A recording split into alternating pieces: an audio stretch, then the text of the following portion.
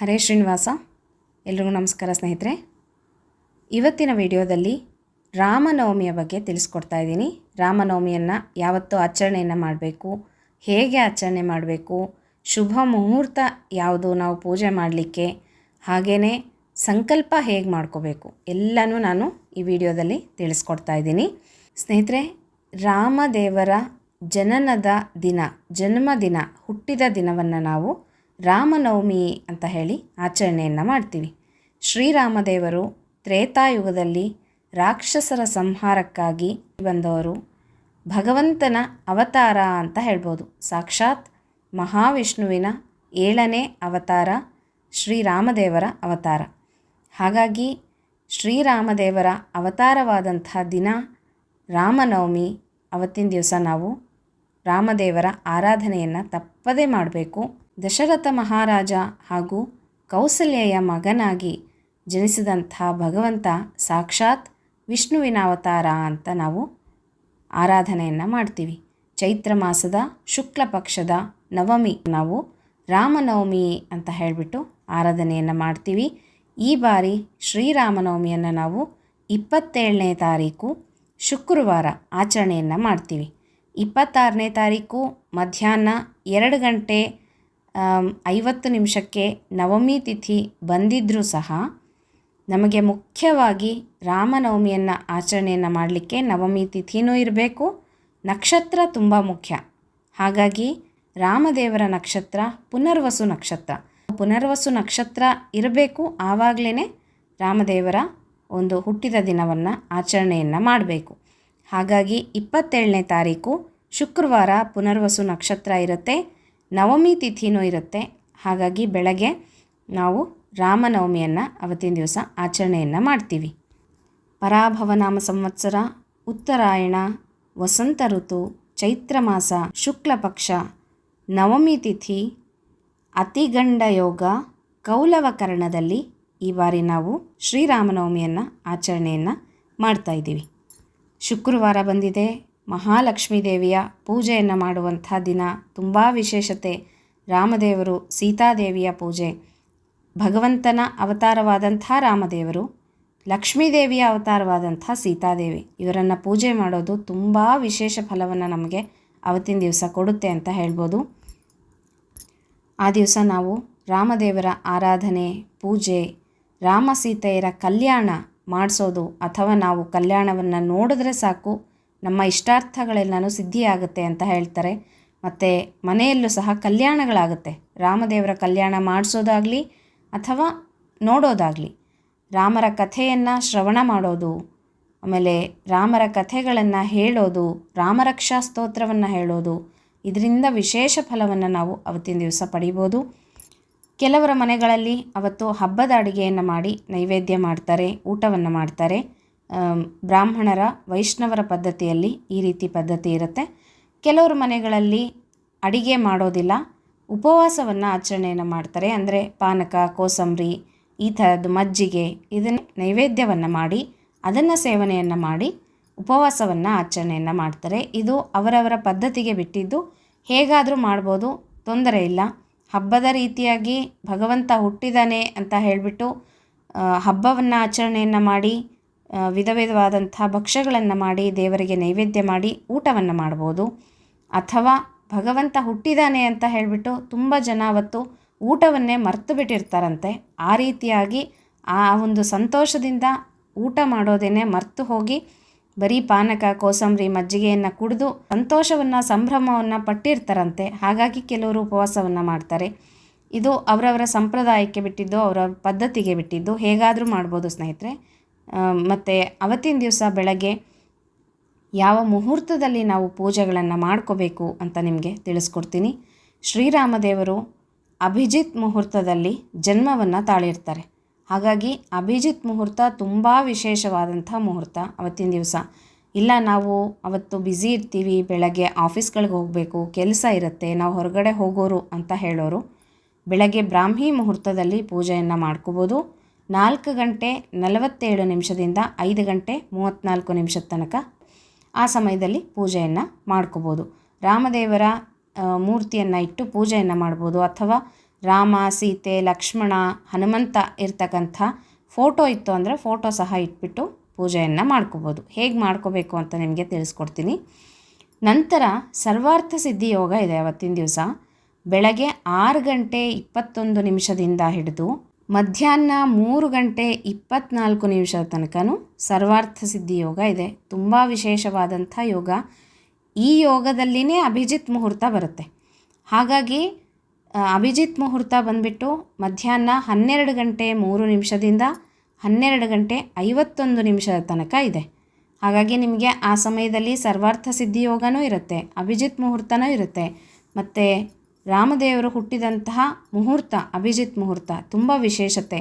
ಹಾಗಾಗಿ ಈ ಒಂದು ಅಭಿಜಿತ್ ಮುಹೂರ್ತದಲ್ಲಿ 12 ಗಂಟೆ 3 ನಿಮಿಷದಿಂದ 12 ಗಂಟೆ 51 ನಿಮಿಷದ ತನಕನೂ ರಾಮದೇವರ ಪೂಜೆಯನ್ನು ಮಾಡ್ಕೋಬೋದು ಸ್ನೇಹಿತರೆ. ಅವತ್ತಿನ ದಿವಸ ಬೆಳಗ್ಗೆ ತಲೆಗೆ ಎಣ್ಣೆ ಹಚ್ಕೊಂಡು ತಲೆ ಸ್ನಾನವನ್ನು ಮಾಡಿಕೊಂಡು ಒಗೆದಂತಹ ವಸ್ತ್ರವನ್ನು ಧರಿಸಿಬಿಟ್ಟು ಎಲ್ಲಿ ನೀವು ರಾಮದೇವರ ಫೋಟೋವನ್ನು ಇಟ್ಕೊಂಡು ಪೂಜೆಯನ್ನು ಮಾಡ್ತಿರೋ ಅಥವಾ ನಿಮ್ಮ ಮನೆಯಲ್ಲಿ ವಿಗ್ರಹಗಳು ಮೂರ್ತಿಗಳನ್ನು ಇಟ್ಕೊಂಡು ಪೂಜೆ ಮಾಡ್ತಿರೋ ಆ ಜಾಗವನ್ನು ಸ್ವಚ್ಛವಾಗಿ ಒರೆಸ್ಕೊಂಡು ಒಂದು ಸ್ವಲ್ಪ ಗೋಮಯ ಗೋಮೂತ್ರ ಏನಾದರೂ ಹಾಕಿ ಒರೆಸ್ಕೊಳ್ರಿ.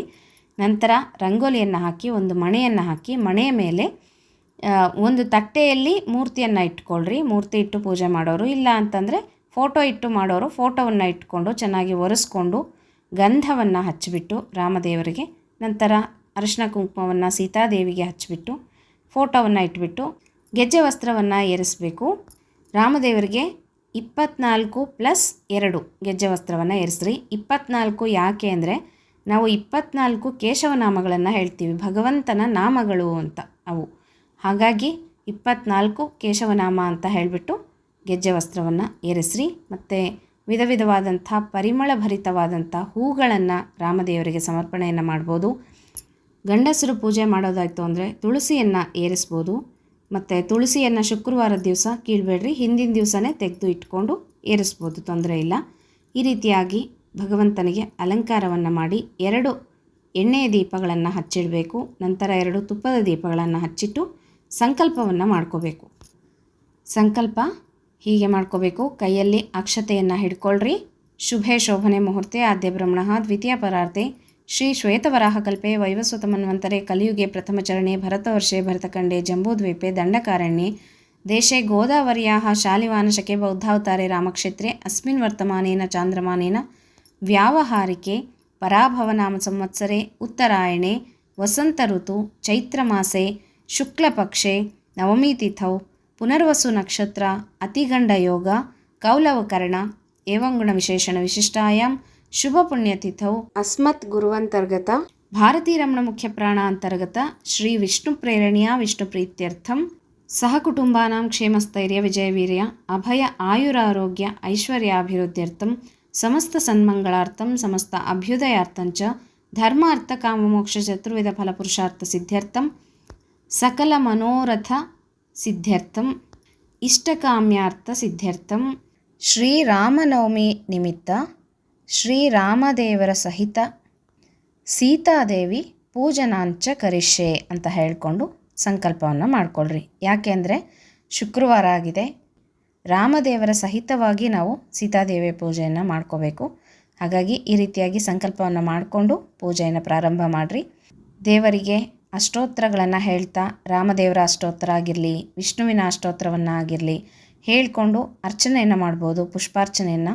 ನಂತರ ರಾಮದೇವರಿಗೆ ತುಂಬ ಪ್ರೀತಿಕರವಾದಂಥ ಉಂಡೆಗಳು, ರಾಮದೇವರ ಪ್ರಸಾದ ಅಂತ ಹೇಳ್ತೀವಲ್ವ, ಗೋಧಿ ಹಿಟ್ಟಿನಿಂದ ಬೆಲ್ಲವನ್ನು ಹಾಕಿ ತುಪ್ಪವನ್ನು ಹಾಕಿ ಮಾಡುವಂಥದ್ದು. ನಾನು ಅದನ್ನು ಹಿಂದೆ ಒಂದು ಸಲ ವಿಡಿಯೋ ಹಾಕಿದ್ದೀನಿ, ಚೆಕ್ ಮಾಡಿಕೊಳ್ರಿ, ಸಿಗುತ್ತೆ. ಇಲ್ಲಾಂದರೆ ನಾನು ಅಡುಗೆ ಚಾನಲಲ್ಲಿ ಆ ವಿಡಿಯೋವನ್ನು ಹಾಕ್ತೀನಂತೆ, ನೋಡ್ಕೊಳ್ರಿ. ಆ ರೀತಿಯಾಗಿ ರಾಮದೇವರ ಪ್ರಸಾದವನ್ನು ಮಾಡಿ 5 ಉಂಡೆಗಳನ್ನು ರಾಮದೇವರಿಗೆ ನೈವೇದ್ಯವಾಗಿ ಇಡಬೇಕು.